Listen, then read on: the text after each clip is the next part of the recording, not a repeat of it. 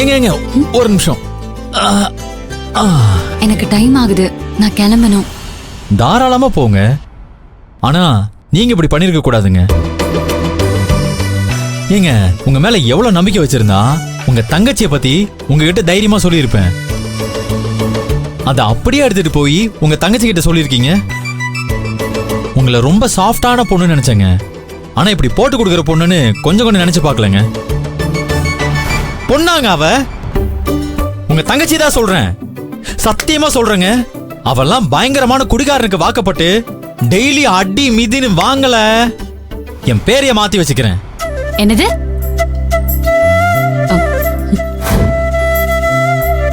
பரவாயில்ல சார், படிக்கிற பொண்ணுக்கு எப்ப வேணாலும் உதவி பண்ணலாம், தப்பே இல்லை. இப்படி உங்க தங்கச்சியை பத்தி பேசுறேன்னு தப்பா நினைச்சுக்காதீங்க. அவெல்லாம் உங்க கூட பிறக்கக்கூடிய ஆளே இல்லைங்க. நீங்க மலை, அவ மடு. நீங்க வைரம், அவ பித்தளை. அவ்வளவு ஏங்க, நீங்க தேவதை, ஆனா அவ பிசாசு. டேய் லூசு பயலே, நிறுத்துடா. நான் காலேஜ் போகணும், என்ன ஆளை விடு. ஏங்க ஒன்னே ஒண்ணு சொல்றேங்க, பொண்ணா இருந்தா அது உங்களை மாதிரி இருக்கணும்.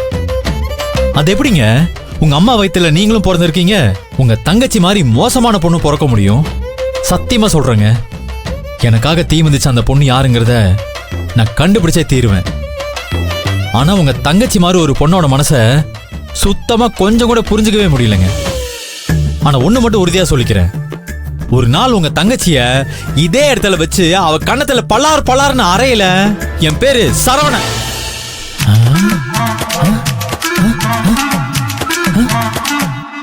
எங்க காணோம்? ஓ, இவ்வளவு நேரம் தனியா தான் பேசிட்டு இருந்தோமா? அடச்சி. ஆனா தங்கச்சி திமிரு பிடிச்சவளா இருந்தாலும் இந்த பொண்ணு தான் இருக்கு, அமைதியா சாந்தமா பேசுது. அவளும் தான் இருக்காளே, அவளை நீ அவளை மட்டும் சும்மா விடக்கூடாதுடா. அவ மட்டும் கையில கிடைச்சா அவளை. இது வேறையா?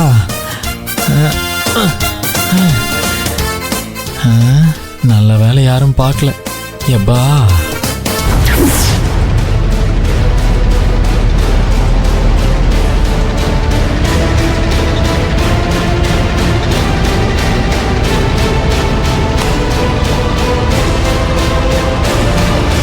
இவ்வளவு சொத்து உங்களுக்கு தானா? என்னதுன்னா என்னது இல்ல, எல்லாமே என் பொண்டாட்டி பேர்ல தான் இருக்கு. எங்களுக்கு ஒரே பையன், என் பொண்டாட்டி இறந்துட்டா.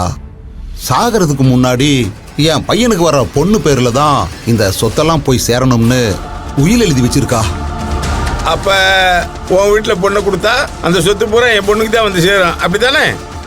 கண்டிப்பா ஐயா. நாளைக்கு எந்த பிரச்சனையும் வராது. என்னங்க ஐயா பேசுறீங்க? உங்க பொண்ணு பார்த்து என்ன முடிவு எடுத்தாலும் அத யாராலையும் தடுக்க முடியாது. அப்படியா? அப்படின்னா ஒண்ணு பண்றியா? சொல்லுங்க.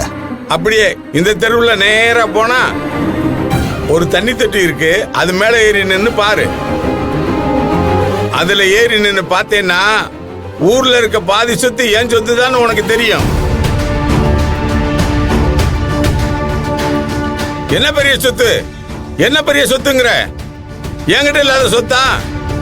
சொல்லியா என்கிட்ட இல்லாத சொத்தா? வெக்கம் கட்டவனு மானம் கட்டவனு தான் என் பொண்டாட்டி சொத்துல உட்காந்து பிழப்பான். என் பிள்ளைகளை நான் அப்படி வளர்க்கல. ஏய், நீ அப்படியே வளர்த்துருக்க? யார்கிட்ட வந்து பணத்தை காட்டி பேரம் பேசிட்டு இருக்க? நீ சொத்து பத்திரத்தை காமிச்சா உங்ககிட்ட பல்ல கட்டிக்கிட்டு ஈன்னு இழிப்பேன்னு பாத்தியா?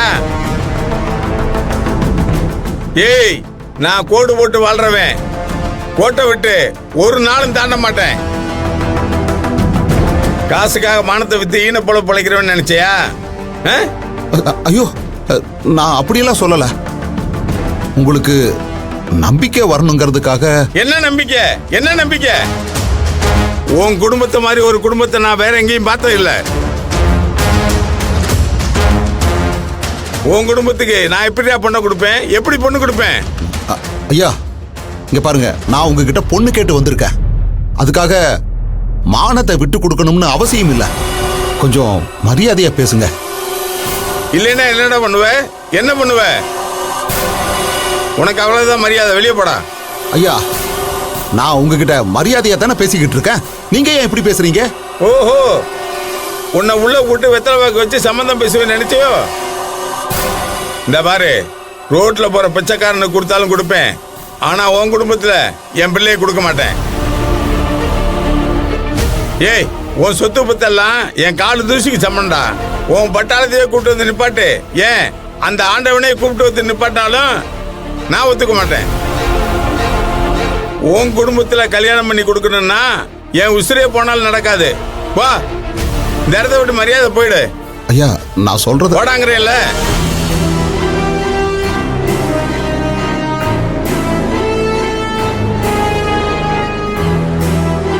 ஏய், ஒரு நிமிஷம். இந்தா பெரிய சொத்து, இந்தா எடுத்துட்டு போ. போயிரு.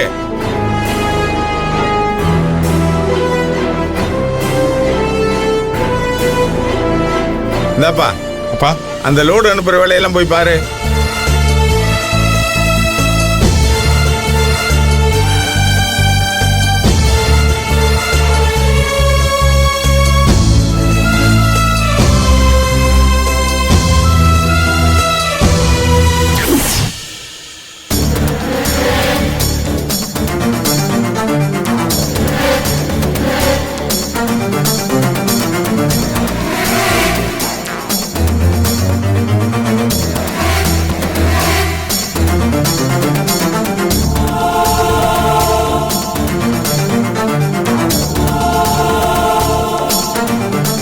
எத்தனை தடவை உங்ககிட்ட சொல்றது? நைட் டைம்ல நான் வீட்டுக்கு வந்ததுக்கு அப்புறம் ஃபோன் பண்ணாதேன்னு சொல்லிருக்கனா இல்லையா? என்ன அவசரம்னாலும் சரி, இனிமே நீ ஃபோன் பண்ணக்கூடாது, புரிஞ்சுதா?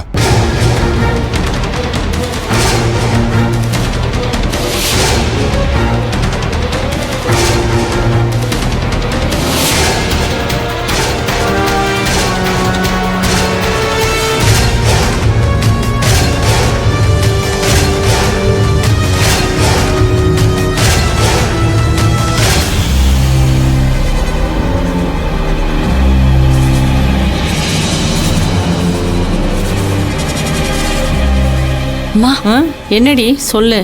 மா, என்ன பாரு. என்ன சொல்லு? எப்படி சொல்றதுன்னு தெரியலம்மா. ஆனா சொல்லாம இருக்கவும் முடியல.